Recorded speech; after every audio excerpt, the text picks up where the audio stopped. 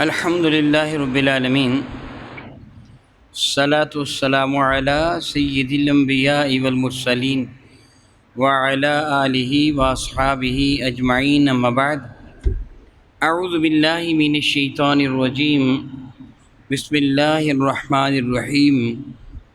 وَإِذْ يَرْفَعُ إِبْرَاهِيمُ الْقَوَاعِدَ مِنَ الْبَيْتِ وَإِسْمَاعِيلُ ربنا تقبل منا انك انت السميع العليم آمنت بالله صدق الله مولانا العظيم وقال الله تبارك وتعالى جل وعلا ان الله وملائكته يصلون على النبي يا ايها الذين آمنوا صلوا عليه وسلموا تسليما اللهم صل وسلم وبارك على سيدنا ومولانا ونبينا محمد النبی الأمی الکریم وعلی آلہ واصحابہ اجمعین۔ الصلاۃ والسلام علیک یا سیدی یا رسول اللہ وعلی آلک واصحابک یا سیدی یا حبیب اللہ۔ الصلاۃ والسلام علیک یا سیدی یا رحمۃ للعالمین وعلی آلک واصحابک یا سیدی یا سیدی یا شفیع المذنبین۔ معزز و محترم احباب کرام قدر، یہ ماہ مقدس ذی-القعدہ المعظم کا مہینہ ہے اور آج اس کی 7 تاریخ ہے۔ مورخین اور ارباب سیرہ کے مطابق اسی طرح مفسرین کرام نقل فرماتے ہیں کہ اس ماہ مقدس کی 5 تاریخ کو حضرت ابراہیم نے حرم کعبہ کی بنیاد رکھی تھی۔ آج 7 تاریخ ہے، 5 تاریخ کو حرم کعبہ کی بنیاد رکھی تھی۔ اللہ رب العزت جل وعلا نے اس مہینے کو حرمت والا مہینہ قرار دیا۔ قرآن مجید فرقان حمید میں اللہ رب العزت جل وعلا ارشاد کرام قدر کہ ان عدۃ الشہور عند اللہ 12 شہرا، کہ مہینوں کی گنتی 12 ہے، اور یہ فرمایا کہ منہا اربعۃ حرم، ان 12 میں 4 مہینے حرمت والے ہیں۔ یہ ذی-القعدہ، ذی الحجۃ المکرم، محرم الحرام، یہ 3 مہینے اکٹھے آتے ہیں، اور رجب ایک الگ ہے۔ یہ چاروں مہینے حرمت والے مہینے ہیں۔ لفظ حرمت کا مادہ حرمہ ہے، رے اور میم، یعنی ہارا اور میم، حرمہ یہ اس کا مادہ ہے۔ اس کا معنی وہی حرام ہے جو حلال کے مقابلے میں حرام ہے، کہ یہ چیز حلال ہے، یہ چیز حرام ہے۔ حرام سے مراد حرام ہی ہے، جو ہم عرف میں لفظ حرام کہتے ہیں، فلاں چیز حلال اور حرام، اسی سے لفظ تحریمہ ہے۔ تکبیر تحریمہ یعنی جب ہم نماز کی ابتدا کرتے ہیں تو اللہ اکبر کہہ کر اپنے ہاتھوں کو کانوں کی لو تک اٹھا کر باندھ لیتے ہیں۔ اس تکبیر کو کیا کہتے ہیں؟ تکبیر تحریمہ، حرام کر دینے والی تکبیر۔ وہ تکبیر جس نے حرام کر دیا۔ کس کو حرام کر دیا؟ دیکھیے میں باتیں کر رہا ہوں اور یہ نیکی کا عمل کر رہا ہوں، یہ جو میں باتیں کر رہا ہوں یہ نیکی کا عمل ہے، بڑا درجہ، بڑا ثواب ہے، مگر تکبیر تحریمہ کہتے یہ باتیں کرنا حرام ہو جائیں گی۔ کھانا کھانا حلال ہے، پانی پینا حلال ہے، لیکن تکبیر تحریمہ کہنے کے بعد یہ سب کچھ حرام ہو جائے گا۔ درود پاک پڑھے بڑا درجہ، بڑا ثواب ہے، لیکن تکبیر تحریمہ کہنے کے بعد ہاتھ پر باندھ لیں گے، اب درود پاک نہیں پڑھ سکتے، وہی پڑھیں گے جو اللہ کے نبی نے حکم دیا ہے۔ ثنا پڑھیں گے، قرآن پاک پڑھیں گے۔ یعنی تکبیر تحریمہ وہ تکبیر کہ جس کے ادا کرنے سے بہت ساری چیزیں جو پہلے حلال تھیں اس تکبیر کے کہتے ہی حرام ہو گئی۔ اسی سے لفظ احرام ہے کہ جو ہم 2 چادریں زیب تن کا لیتے ہیں، کئی چیزیں جو پہلے حلال تھیں یہ پہنتے ہی حرام ہو گئی۔ نیت کرتے ہی سر نہیں ڈھانپ سکتے، بند جوتا نہیں پہن سکتے، وہ خوشبودار کھانا نہیں کھا سکتے، خوشبو بدن کو نہیں لگا سکتے، کنگھی نہیں کر سکتے، وغیرہ وغیرہ، یعنی جس سے کئی چیزیں حرام قرار دے دیں، اس کو حالت احرام کہتے ہیں۔ تو یہ حرمت والے مہینے مسجد بیت الحرام، حرمین شریفین انہی معنی میں ہے کہ جس کی توہین کرنا بہت زیادہ حرام ہے، جس کی توہین کرنا بہت زیادہ حرام ہے۔ وہاں پابندیاں ہیں، ان پابندیوں کو چھوڑنا حرام ہے۔ اس لیے اس کو حدود حرم کہا جاتا ہے کہ اس حد میں کسی کافر کا جانا بھی حرام ہے، وہ نہیں جا سکتا، ان کو حدود حرم کہا جاتا ہے۔ حرمت والے مہینے، جن مہینوں کی توہین کرنا حرام، جن مہینوں میں گناہ کرنا نسبتاً زیادہ حرام، گناہ ہر جگہ ہی گناہ ہے، آپ جانتے ہیں، جھوٹ ہر جگہ جھوٹ ہے، باعث لعنت ہے۔ اگر آپ بازار میں جھوٹ بولتے ہیں پھر بھی گناہ، گھر میں بولتے ہیں پھر بھی گناہ، لیکن اگر آپ مسجد میں آ کے بولیں گے تو، اگر سر پر قرآن پاک رکھ کے بولیں گے تو، اللہ تعالیٰ کی صدقہ سے بھی اٹھا لیں گے تو بڑھتا جائے گا نا گناہ کا درجہ۔ اسی طرح گناہ کرنا ہر جگہ حرام ہے، لیکن ان مہینوں میں گناہ کرنا زیادہ حرام ہے، زیادہ گناہ ہے، زیادہ جرم ہے۔ رب ذوالجلال کی شان بے نیازی ہے، وہ مالک ہے، سب انسانوں کے دل اس کے دستے قدرت میں ہیں، جو چاہے فرمانے پر قادر ہے۔ ہم ایمان والے ہیں، اللہ اور اس کے نبی کو ماننے والے ہیں، اللہ اور اس کے نبی کو حکم کے سامنے سر تسلیم خم کر لینے والے ہیں، مان لینے والے ہیں۔ کافر قرآن کو نہیں مانتا، کافر حدیث کو نہیں مانتا، بعض کافر اللہ کو بھی نہیں مانتے، نبی علیہ السلام کو کوئی بھی کافر نہیں مانتے، لیکن اس کے باوجود قریش مکہ حرم کعبہ کا احترام کرتے تھے نا، حرم کعبہ کی تعظیم کرتے تھے نا، بلکہ دنیا بھر کے لوگ حرم کعبہ کی تعظیم کرتے تھے اور قریش مکہ کو پروٹوکول دیتے تھے، اس لیے کہ یہ حرم کے رہنے والے ہیں۔ اللہ نے اپنی قدرت کاملہ سے ان مہینوں کی عزت کافروں کے دلوں میں بھی ڈال دی تھی۔ یہ سب اہتمام کیوں کیا گیا؟ یہ حج کے لیے اہتمام کیا گیا تھا۔ آپ جانتے کہ حج ہوتا ہے ذی الحجۃ المکرم کی 9 تاریخ کو، جو حج ہوتے ہیں نا وہ ذی الحجۃ المکرم کی 9 تاریخ کو ہوتا ہے، اور حج کرنے کے لیے پوری دنیا کے کونے کونے سے انسانوں نے آنا تھا۔ زمانہ جاہلیت میں بھی آتے تھے، اسلام کے آنے کے بعد بھی آتے ہیں، پہلے بھی آتے تھے۔ اللہ تعالیٰ کو یہ منظور تھا کہ رات سے محفوظ ہو جائیں، ڈاکو نہ لوٹیں، قزاق ان پہ حملہ نہ کریں۔ وہ راستے میں ڈاکے ڈالنے والے، قزاق، لٹیرے، ڈاکو، دہشت گرد، ان مہینوں میں حاجیوں کو کچھ نہ کہیں، اللہ تعالیٰ نے کافروں کے دلوں میں بھی اس مہینوں کی عزت ڈال دے، اس لیے رات سے محفوظ ہو گئے۔ ذی الحج میں لوگ آتے تھے حرم کعبہ کی زیارت کرنے کے لیے، حج کرنے کے لیے، حج کرنے کے بعد اب انہیں واپس جانا ہوتا تھا۔ اللہ تعالیٰ نے محرم کا مہینہ بھی حرمت والا بنا دیا تاکہ ان کے سفر محفوظ ہو جائیں۔ اللہ تعالیٰ کی یہ قدرت کاملہ تھی، اللہ تعالیٰ کے حضور اسی طرح انداز سے منظور تھا۔ اور یہ حرمت والے مہینے اس وقت سے ہیں جب سے رب کائنات نے زمین و آسمان کو تخلیق فرمایا۔ کافر اس کا اگر باپ کا قاتل سامنے آ جاتا، ان مہینوں میں آمنا سامنا ہو جاتا، وہ اپنے باپ کے قاتل کو بھی کچھ نہ کہتا کہ حرمت والا مہینہ ہے۔ اللہ نے اتنی عزت ان مہینوں کی کافروں کے دلوں میں بھی پیدا کر دی تھی۔ ایمان والے جب میرے کریم آقا رسول عربی کے دامن کرم سے وابستہ ہیں، یعنی اللہ نے دین اسلام کو جب دنیا میں نافذ فرمایا تو ان کی حرمت کو باقی رکھا، ختم نہیں کیا، قیامت تک کے لیے یہ مہینے حرمت والے مہینے ہیں۔ ان مہینوں میں نیکی کرنا بڑے اجر کا، بڑے ثواب کا باعث ہے۔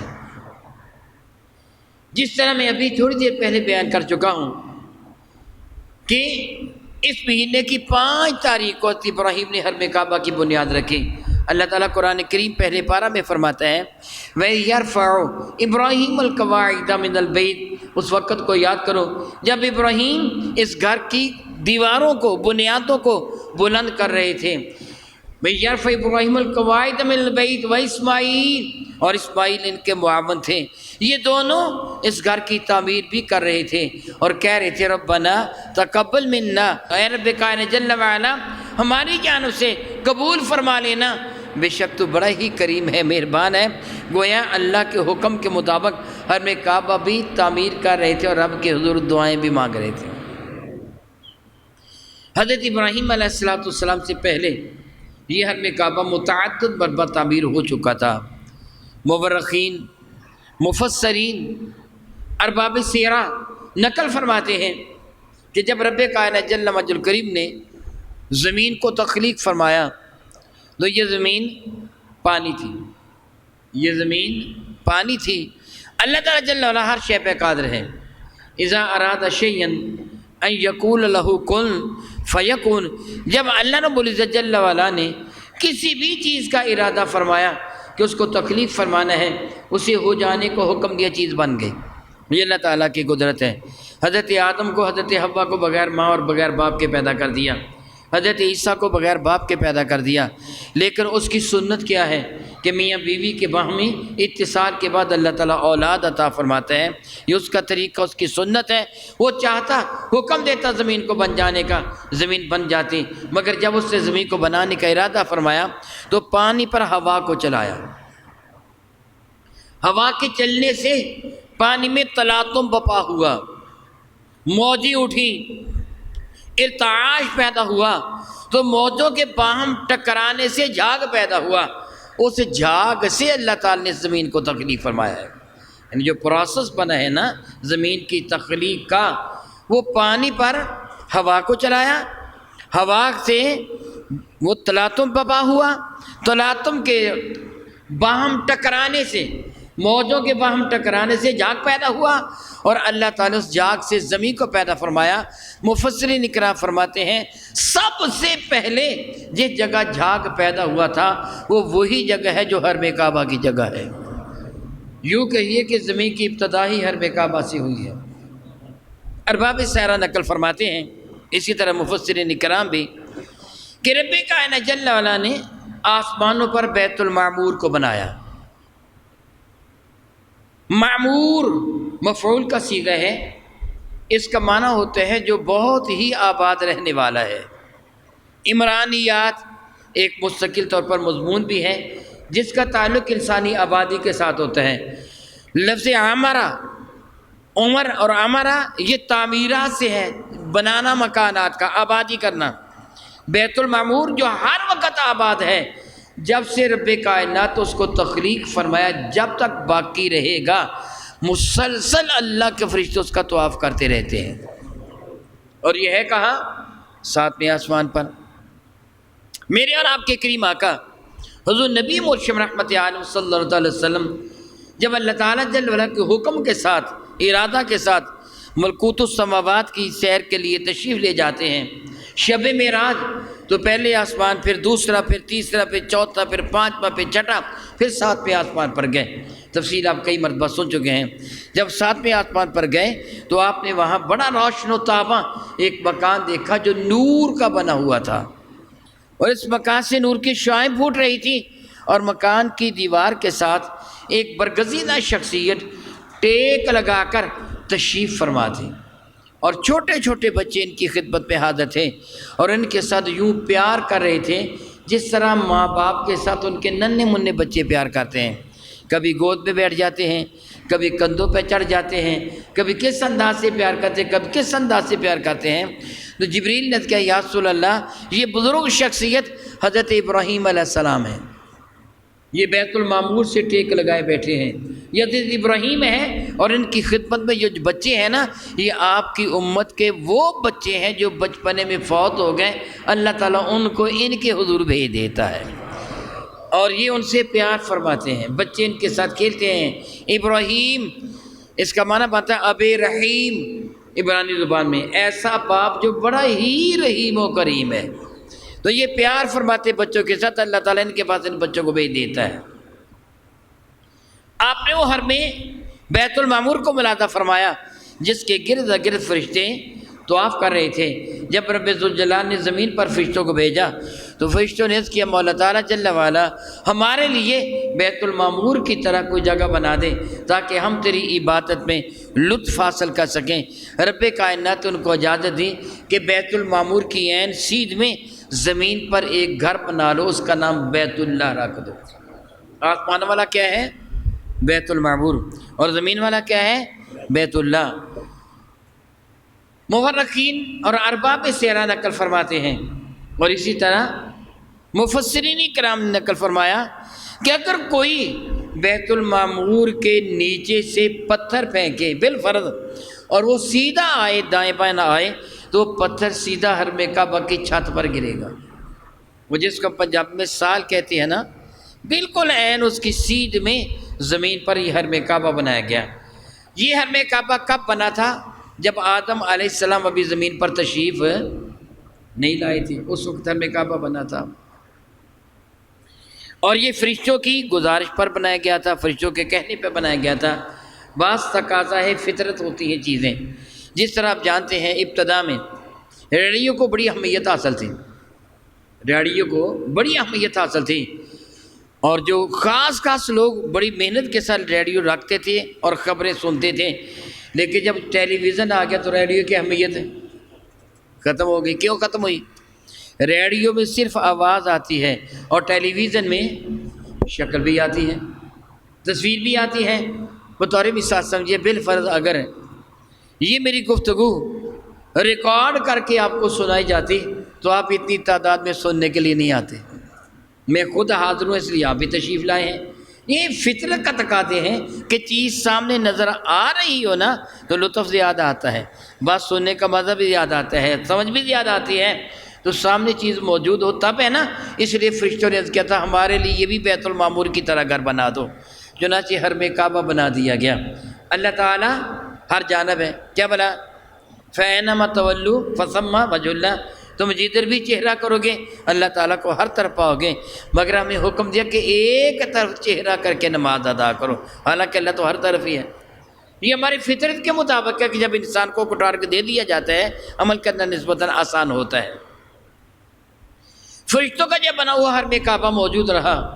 جب اللہ تعالیٰ نے حضرت آدم علیہ السلام کو زمین پر اتارا تو حضرت آدم کو سرندیب کے علاقہ میں اتارا تھا، اور حضرت حوا کہاں اتری تھی؟ جدہ میں۔ کہاں اتری تھی؟ جدہ کا معنی کیا ہے؟ دادی محترمہ، جد دادا کو کہتے ہیں۔ آبا و اجداد کا لفظ ہم اردو میں استعمال کرتے ہیں۔ آبا باپ کی جمع ہے اور اجداد جد دادا کی جمع ہے، یعنی آبا و اجداد نسل در نسل، دادا در دادا، دادا پر دادا۔ جدن دادے کو کہتے ہیں، جدہ دادی کو کہتے ہیں۔ یہ جگہ دادی محترمہ اتری تھی، اس جگہ کا نام ہی جدہ ہے۔ محبت جدہ دادی محترمہ کے اترنے کی جگہ۔ حضرت آدم علیہ السلام جب زمین پہ اتارے گئے ہیں تو ایک عرصہ کے بعد اللہ نے چاہا تو میں ان کی ملاقات کے بارے میں آئندہ عرض کروں گا۔ ایک عرصہ کے بعد رب کائنات نے حکم دیا، اے آدم اب میری رضا کی خاطر تم بھی وہ گھر بناؤ جس کا تم طواف کرو گے، جس کی جانب منہ کر کے نماز ادا کی جائے گی۔ چنانچہ فرشتوں کا بنا ہوا وہ حرم کعبہ جو بلور شیشے جیسا تھا، جو کہ انسانوں کا نہیں وہ فرشتوں کا تھا، اس کو اٹھا لیا گیا۔ اب حضرت آدم کو حکم ہوا، چنانچہ حضرت آدم نے حرم کعبہ بنایا اور اس کا طواف کیا، اس کا حج کیا۔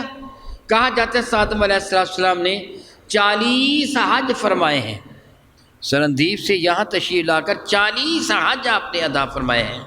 کیونکہ اس زمانے میں کپڑا سیا نہیں جاتا تھا، جس طرح آج ہم قمیض کرتا یا شلوار و پیجامہ سی کر پہن لیتے ہیں۔ حضرت آدم کے زمانے میں ابھی سوئی اور دھاگا ایجاد نہ ہوا تھا۔ یہ سوئی اور دھاگا ایجاد کرنے والے حضرت ادریس ہیں۔ حضرت شیس علیہ السلام کے بعد حضرت ادریس کا نمبر آتا ہے، ان کو اخنو بھی کہا جاتا ہے۔ سوئی دھاگا انہوں نے ایجاد کیا، یہ ترازو انہوں نے ایجاد کیا ہے، ماپنے کے آلات انہوں نے ایجاد کیے ہیں، کینچی مقراظ انہوں نے ایجاد کیے ہیں، باٹ انہوں نے ایجاد کیے ہیں۔ یہ ساری ایجادات حضرت ادریس علیہ السلام کی ہیں۔ اس کے بعد پھر لباس سی کر پہنا جانے لگا۔ پہلے ایسے ہی 2 چادریں تھیں، وہ درختوں کے ریشوں سے پتوں کے ساتھ، جس طرح آپ جانتے بیا، جس کو پنجابی آپ بجڑا کہتے ہیں، وہ ایک گھونسلہ بناتا ہے، وہ پتے چیر چیر کر اس گھونسلے میں لگاتا ہے، بڑا خوبصورت گھونسلہ بناتا ہے۔ اس طرح انسان نے بھی، حضرت آدم نے بھی اللہ تعالیٰ کے سکھانے سے کپڑا بننا سیکھ لیا تھا۔ وہ کپڑا ٹاٹ کی طرح کا ہوتا تھا۔ ایک آپ لباس پہنتے ہوئے ایک وہ چادر اپنے تحمل کے طور پر استعمال کر لیتے اور ایک چادر اوپر اوڑھ لی جاتی۔ اس وقت آپ نے امامہ زیب تانی فرمایا تھا، پاؤں میں بھی کوئی ایسا جوتا نہ تھا، بالکل سادہ جوتا تھا۔ اس حال میں وہ حرم کعبہ کا حج کرنے کے لیے آتے تھے۔ رب کائنات کو ادا اتنی پیاری لگی، قیامت تک کے لیے حاجیوں کو فرما دیا تم بھی احرام باندھ کر ہی حج کرو گے، سلے ہوئے کپڑے پہننے کی اجازت نہیں ہے۔ کہ حضرت آدم کے سلے ہوئے کپڑے نہیں تھے۔ آپ نے 2 چادریں پہ رکھی تھی، سر انور میں ننگا تھا، اللہ تعالیٰ نے سر کو ڈھانپنے کی اجازت نہ دی، یہ 2 کپڑے پہن کر یعنی 2 چادریں پہن کر تمہیں حج کرنا ہوگا، قمیض پہن کر شلوار پہن کر حج کرنے کی اجازت نہ دی، نہ وہ عزت والا جوتا پہن کر حج کرنے کی اجازت دی۔ بہرحال حضرت آدم علیہ السلام نے حج فرمایا۔ حضرت آدم علیہ السلام کے بعد کہا جاتا ہے کہ یہ گھر حضرت شیس علیہ السلام نے بنایا۔ حضرت شیس علیہ السلام کے بعد یہ گھر حضرت ابراہیم علیہ السلام نے بنایا۔ طوفان نوح میں یہ اٹھا لیا گیا تھا، انشاءاللہ تعالی میں تفصیل آئندہ عرض کروں گا۔ حضرت ابراہیم علیہ السلام نے بنایا اسماعیل علیہ السلام کی معیت میں۔ حضرت ابراہیم علیہ السلام کے بعد بنو جرہم نے بنایا۔ بنو جرہم کے بعد قوم عمالقہ نے بنایا۔ قوم عمالقہ کے بعد قصی بن کلاب نے بنایا۔ میرے کریم آقا کی نسل میں آپ کے جد اعلیٰ ہیں۔ قصی بن کلاب کے بعد قریش نے بنایا۔ جب میرے کریم آقا تاجدار عرب جب شفیع مذہب رحمت عالم کی عمر مبارکہ بعض روایتوں کے مطابق 35 برس کی تھی اور بعض روایتوں کے مطابق 25 برس کی تھی جب حرم کعبہ کو تعمیر کیا گیا ہے۔ اور حضور نے وہ تاریخی فیصلہ فرمایا تھا حجر اسود والا کہ جب جھگڑا بڑھ گیا تھا اور حجر اسود کو نصب کرنا تھا تو میرے نبی نے طریقہ کار اختیار فرمایا تھا۔ آپ کو یاد ہوگا، میں اختصار کے ساتھ بتا دیتا ہوں۔ قریش مکہ نے حرم کعبہ کو پرانا ہونے کی وجہ سے، سیلاب آ جانے کی وجہ سے اس کی دیواروں میں دراڑیں بن گئی تھیں۔ سیلاب آ جانے کی وجہ سے اس کی دیواروں میں دراڑیں بن گئی تھیں۔ میں دعا کرتا ہوں رب کائنات آپ سب کو حرم شریفین کی زیارت کا شرف عطا فرمائے۔ حرم کعبہ کے گرد گرد کا علاقہ اونچا ہے۔ آپ جائیں گے نا حرم پاک جائیں گے تو آپ مسجد میں جب اس کا سین ختم ہوگا نا، مسجد کے عمارت ختم ہوگی، سیڑھیاں اتر کر آپ کو نیچے جانا ہوگا۔ یعنی حرم کعبہ بہت نیچے ہے، ارد گرد کے مکانات اونچے ہیں، قریب پہاڑ ہیں، اونچی ساری جگہ، حرم کعبہ نیچی جگہ پر ہے، اس لیے سب جانب سے پانی اکٹھا ہو کر اس جگہ جمع ہو جاتا تھا۔ اور حرم کعبہ کی دیواروں میں دراڑیں آ گئیں، اس کے گر جانے کا اندیشہ تھا۔ ایک عورت نے بخور سلگایا۔ بخور کہتے ہیں جس طرح آج کل اگربتی آپ سلگاتے ہیں، زمانہ میں اگربتی ایجاد نہ ہوئی تھی، کوئلوں پر یہی چیز اگر ایک درخت کا نام ہے، اشنا ایک درخت کا نام ہے، سندن ایک درخت کا نام ہے، ان درختوں کا بورا یا ان کے چھلکے وغیرہ اس کے اوپر یعنی کوئلوں پہ رکھ دیے جاتے، یعنی اس کی چھال وغیرہ، تو اس کی خوشبو سے سارا ماحول معطر ہو جاتا۔ اس کو بخور سلگانا کہتے ہیں۔ اسی طرح کیا گیا تھا۔ بخور اس سے بڑی بڑی لکڑی رکھتی تھی جس کی وجہ سے آگ بھڑک اٹھی، حرم کعبہ کا پردہ بھی جل گیا، دراڑیں بھی آ گئی۔ اب قریش مکہ نے حرم کعبہ کو سر نو تعمیر کرنا چاہا تو انہوں نے خیال کیا کہ یہ اللہ کا گھر ہے۔ میں پہلے بتا چکا ہوں وہ کافر ہوتے ہوئے بھی حرم کعبہ کی تعظیم کرتے تھے۔ یہ اللہ تعالیٰ کی شان بے نیازی ہیں۔ وہ اللہ کو بھی نہیں اتنا مانتے تھے، بتوں کو مانتے تھے، نہ قرآن کو مانتے نہ حدیث کو مانتے، مگر حرم کعبہ کی تعظیم کرتے تھے۔ یہ اللہ کی رضا ہے نا، جس کو چاہے جیسا کرتے۔ بہرحال انہوں نے کہا کہ وہ پیسہ جہاں لگائیں گے وہ رقم لگائیں گے، پیسہ تو نہیں اس زمانہ میں تھا، سونا اور چاندی، درہم و دینار، جو ہر اعتبار سے رزق حلال ہو۔ یہ اللہ کا گھر ہے۔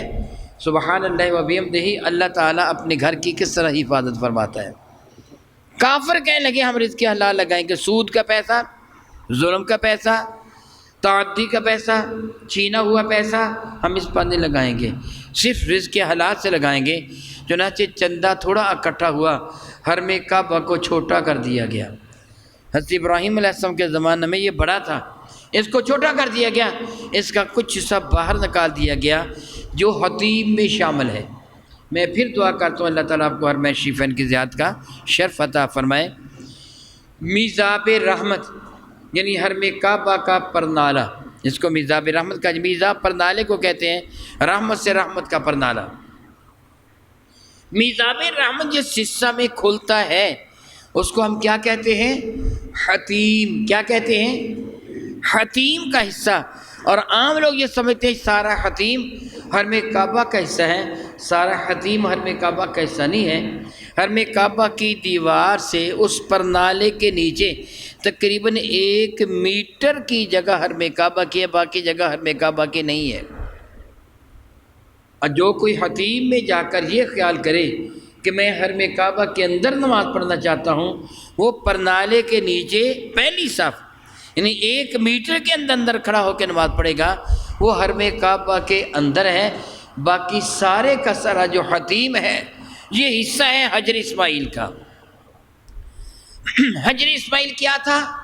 حضرت ابراہیم کے لخت جگر حضرت اسماعیل ذبیح اللہ کا قریب ہی گھر تھا، اور یہاں حتیم کی جگہ پر ایک پیلو، جس کو پنجابی میں ون کہتے ہیں، جس درخت کی عموماً مسواک بھی کی جاتی ہے، پیلو کا درخت تھا، اور اس کے نیچے حضرت اسماعیل کی بکریوں کا باڑا تھا۔ یہ حتیم حضرت اسماعیل ذبیح اللہ کی بکریوں کے باڑے کی جگہ ہے۔ اس میں نماز پڑھنا، حتیم میں نماز پڑھنا یا باقی مسجد حرام میں نماز پڑھنا برابر ہے، البتہ پہلی صف میں جو حرم کعبہ کی دیوار سے 1 میٹر کے فاصلے پر ہے، یہاں نماز پڑھنا حرم کعبہ کے اندر نماز پڑھنے کے برابر ہے۔ یہ وضاحت میں نے اس لیے کی کہ کبھی اللہ تعالیٰ آپ کو وہاں لے جائے تو حتیم کی باقی جگہ دکم مشی کی ضرورت نہیں ہے کہ آپ کہیں بھی جگہ مل جائے، نہیں، باقی ساری مسجد حرام میں بمائے حتیم کے نماز کا پڑھنا برابر ہے۔ صرف اگلی صف میں جو حصہ حرم کعبہ کے اندر کا حصہ ہے، وہاں نماز پڑھنا حرم کعبہ کے اندر نماز پڑھنے کے مترادف ہے۔ بہرحال میں بتا رہا تھا، انہوں نے حرم کعبہ کو چھوٹا کر دیا۔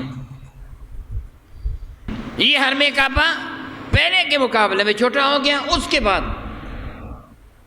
جب حضرت سیدنا عبداللہ ابن زبیر مکہ مکرمہ میں موجود تھے تو حجاج بن یوسف نے، عبد الملک بن مروان کا زمانہ تھا بنو امیہ کا، کہ جب حجاج بن یوسف نے حرم کعبہ پر سنگ باری کی تھی، حضرت عبداللہ ابن زبیر کا محاصرہ کرتے ہوئے حرم کعبہ کی دیواروں میں دراڑیں آ گئی تھیں، اس نے آگ کے گولے پھینکے تھے، جس بنا پر حرم کعبہ کی دیواروں کا پردہ بھی جل گیا تھا۔ حضرت عبداللہ ابن زبیر شہید کر دیے گئے۔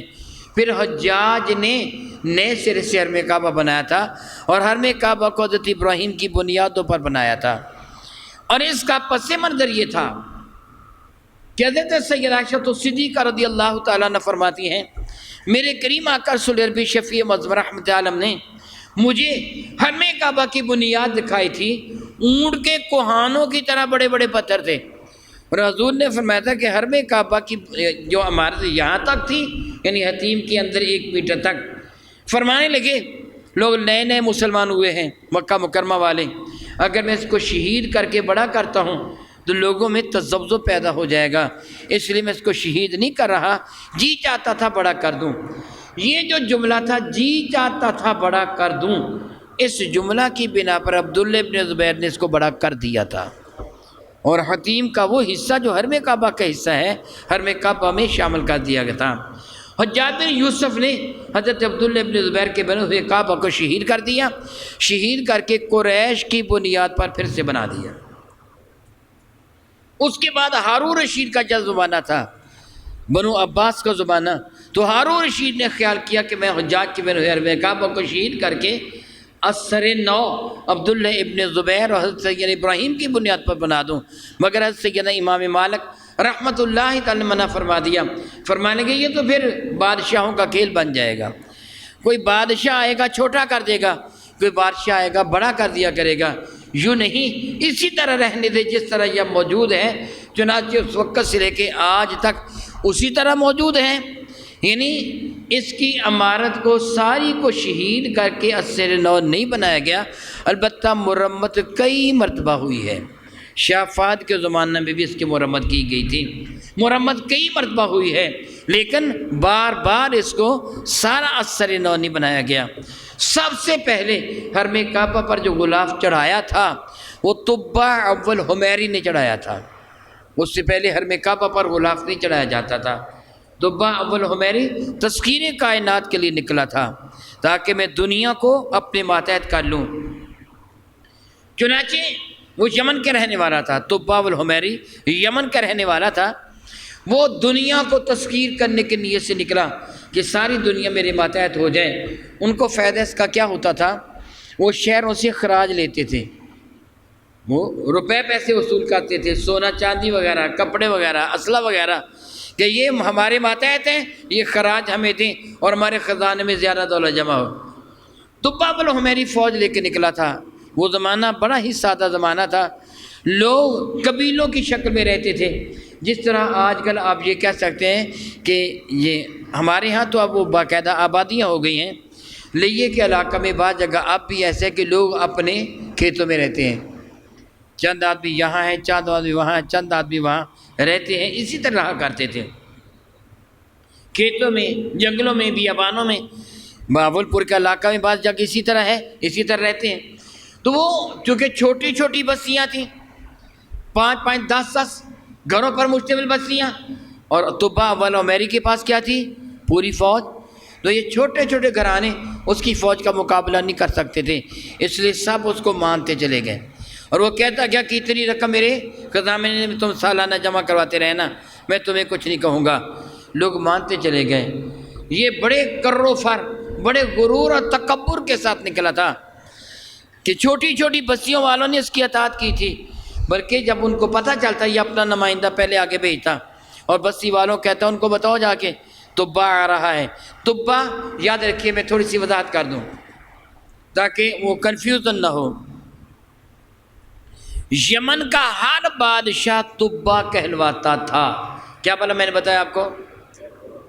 یمن کا ہر بادشاہ طبا کہلواتا تھا، حبشہ کا ہر بادشاہ نجاشی کہلواتا تھا، مصر کا ہر بادشاہ فرعون کہلواتا تھا، اس کا وزیر اعظم عزیز مصر کہلواتا تھا، کچھ صدق خضیو کہلواتا رہا، ایران کا ہر بادشاہ خود کو کسرا کہلواتا تھا، روم کا ہر بادشاہ اپنے آپ کو کیسر کہلواتا تھا۔ یہ نام تھے ان لوگوں کے۔